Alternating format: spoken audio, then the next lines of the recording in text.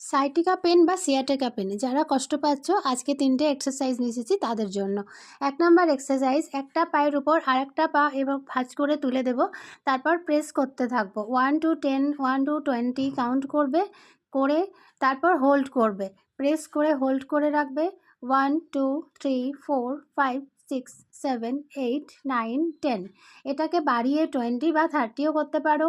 আর যে অভ্যাসটা ডান পায়ে করবে সেটা বাঁ পায়েও করতে হবে। 2 নাম্বার এক্সারসাইজে আসছি। 2 নাম্বার এক্সারসাইজ দেখে নাও কিভাবে করছি। যে পাটার ওপর অপোজিট পা ওঠাচ্ছি সেই পাটাকে ধরে সামনের দিকে টানছি, টেনে কিছুক্ষণ হোল্ড করে রাখছি। Maximum 30 second hold.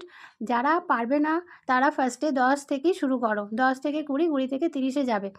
Next exercise, last exercise হচ্ছে উপুর হয়ে শুয়ে পড়লাম, হাতের তালু মেঝের দিকে থাকছে আর চিন মাটির সঙ্গে টাচ হয়ে থাকছে, আর পা সমানভাবে হাঁটু পর্যন্ত একদম উপরে উঠে যাচ্ছে। পায়ের পাতা থেকে কোমর পর্যন্ত পুরোটাই উপরে উঠে যাচ্ছে। এইভাবে এক একটা পায়ে 10, 20, 30 পর্যন্ত তুমি যার যেমন ক্ষমতা সে সেভাবে হোল্ড করে রাখবে। এই অভ্যাসটা প্রত্যেক দিন করলে সিয়াটিকা পেন একদম ভুলে যাবে।